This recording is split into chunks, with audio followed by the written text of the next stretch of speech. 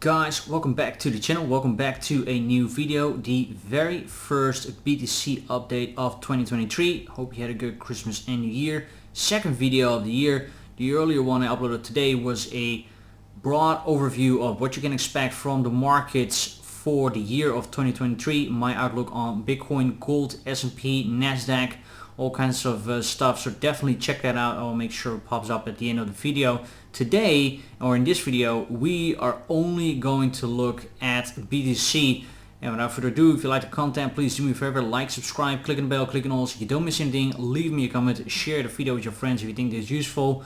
And then we are now really diving in. You are looking at BTC USD on the 4 hour, and we need to update this a little bit.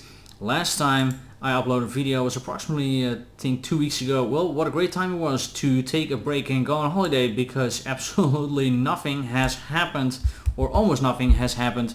We have seen very low volatility. The volume profile here is updated, as you can see, and we have been finding and bouncing a lot around that point of control, and also the value area high and low have become a little bit more towards the middle.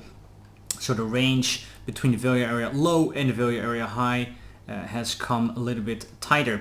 To show you what kind of sideways tight market it was, we're talking here about 10 days of trading with a average or from top to bottom 1.7%. So it's hard to make trades. Yes, you can still trade it, but it is just a little bit harder to make nice trades.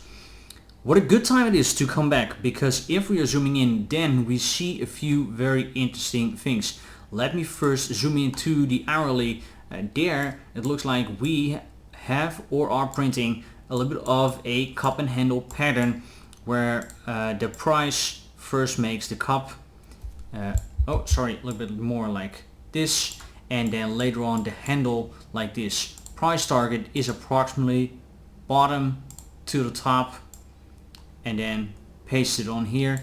So then you're getting 17,000, but actually would be nice. Looks like now we're having a breakout.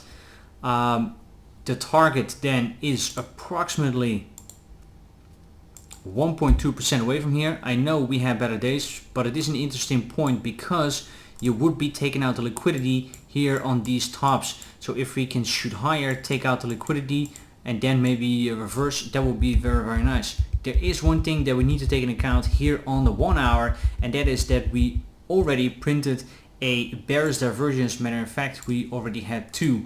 Here is one where the momentum wave made a new low, but the price here went higher. And here is another one measured from here to here, and then actually the one that we are just printing. So that's 2 times a bearish divergence. But the money flow is still kind of okay. So what I'm kind of hoping for is that we maybe get one more move up, like I said, maybe to reach the target, to take out the liquidity here, and then to go lower. But then again, we need to make something of a bearish divergence on the momentum wave, else I will not take the trade. And also the money flow needs to go already into the red. I have to say, on the bigger time frames, the 4 hour and up, it looks like we have more room to the upside. We had now an extended amount of days here, the money flow into the red. The longer we stay there, the higher the chances we are eventually going to pop up, and it looks like it's going to happen on the next candle. So if that happens, then probably we stay a little bit, we spend a little bit of time in the green, and then of course the first target on the macros, and not even just from the cup and handle, but the macro will be 17,200, the value area high. If we're zooming out on the daily, then it also still looks like we have some more room to go.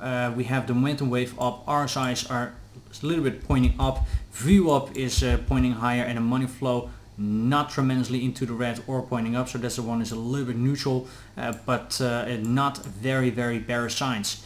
If we're zooming out even further, then you would say, well, there is a one hell of a bullish divergence playing out, where you see that the price is going lower. That was from the dump here, 17,600 to 15,500, and then the momentum wave is getting higher. So far 100% a bullish divergence. The only thing that I really don't like here and what really concerns me is this thick money flow into the red, and it looks like there's just no curve up at all. So especially because it's on the weekly, give this still a couple of weeks. If we're seeing a red dot again here on the momentum wave, then just be very careful. But technically speaking, we have a super high time frame bullish divergence, and more often than not they are playing out.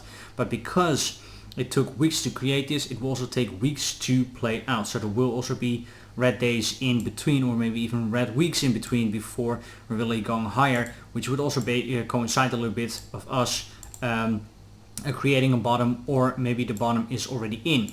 With that being said, the more I look at the charts, the more I'm thinking, well, maybe the bottom is in. We just started the new year, therefore the 4-year cycle is completed again. We reached the bottom, now going higher. There is still one scenario for BTC that I'm keeping in mind, and that is maybe a third tap to the low, 1, 2 and 3 at and around the same kind of price. So then we will not break to 12,000 or 10,000 or whatever, but the kind of third tap to the low, take out the liquidity here, and then going higher. I'm not saying that's 100% guaranteed, but it would be very nice, because technically speaking, if I'm zooming back in on the 4-hour, it looks like that these bottoms are constantly just slightly higher than the previous ones, and therefore there are long stops underneath these candles. We have talked about this already many times. So if you then have one more reversal to approximately 15k, then you take out all of the liquidity. Yes, you can build up some kind of structure like this all over again, but this from a technical point of view would actually be very nice. Few targets to the upside, few targets to the downside. The first ones to the upside that I want to give you is what I said earlier, the 17,200. Take out the liquidity here from these tops, but then we're just talking about only 1% higher. Then the value area high, 17,200. Oh, sorry, so earlier I meant approximately 17,000. 17,200 is then the value area high, and then we still have the golden pocket here at 17,500, 17,600, which actually could be nice. That also would coincide then with, let me see if I can make this a little bit bigger, with these two 4-hourly candles. This actually is a very nice point to, if we're going to make it, if we print something like a bearish divergence, then I will also definitely place a big short position, because then we recovered this high right here into the golden pocket, bearish divergence, all signals align, and then I'll definitely short it. If we are going lower, then of course I will be looking for longs. Let me also pull the fib for the lows.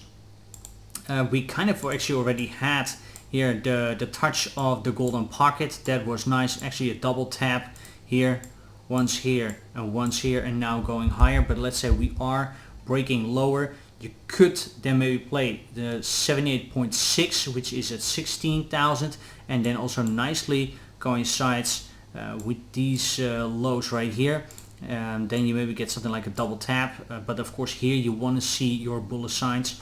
And of course, if we are going lower and taking out the liquidity of these lows that I just mentioned before, we could then also SFP these two bottoms. One line is this bottom and one line is the bottom of this candle. So then we're talking about 15,460, 15,470, that we just wick lower, take liquidity, and then go higher again. I will definitely play that swing field pattern if it occurs. And like I said, if we are also just going down here, no SFP, but I see something like a bullish divergence, I will also definitely play that. But the money flow then needs to already go into the green, because of course I can always be right. We can also crash lower. I think the chance is getting slimmer and slimmer by the day, but let's say we are crashing lower to 14k, 12k, then you don't want to be caught up, but already have a pre-setting orders right here. But so far it looks pretty good. With that being said, as I also mentioned before, barely any volatility. For me, it looks like we are slowly entering the stage of accumulation, which means that the price will barely move during a day, less than 1%. and we do that for weeks and months in a row, then eventually we could say, well, the accumulation phase is over, then we slowly start grinding higher, and therefore you can also say, you know what, after weeks and months we can say that these lows have not been taken out, this was the bottom, then we can go higher, or maybe a third tap and it's still sideways. Something like this is what I'm looking out for. Last but not least, the dollar index, believe it or not, our tremendous big bullish divergence on the daily is still in play. As you can see, momentum wave is still higher. The only thing is that the money flow is ugly deep in the red, but it looks like it is still in play. Therefore, I'm holding on to my scenario saying this thing is probably going to go higher, creating a lower high, an equal high, or maybe take out the high and then reversing again. That would actually be super nice, and also this big bullish divergence have been played out. If that happens, of course, BTC will most likely go south, and then we can test those lows again and take out the liquidity, which then also lines up with the previous scenarios. For today, we have an FOMC minutes. I expect a little bit of more volatility, therefore will most likely be something like a Darth Vader or Darth Maul candle. We're going up once, we're going down once, we end in the middle, and then we're just going sideways again. That is something that we have seen over and over and over again. I think there will be nothing new that's being said. Jerome Powell will say we are going to keep rising interest rates until the job is done, until 2%. Labor market is still tight, yada yada yada, you know the story. So I think that's not so much news will be coming out. That will be it for now, guys. If you like the content, please do me a favor, like, subscribe, click on the bell, click on all so you don't miss anything. Leave me a comment, share the video with your friends if you think this is useful. Also feel free to follow me on Twitter and Instagram. Links also in the description. I upload there pretty much daily. Thank you guys so much. See you in the next one. Bye bye.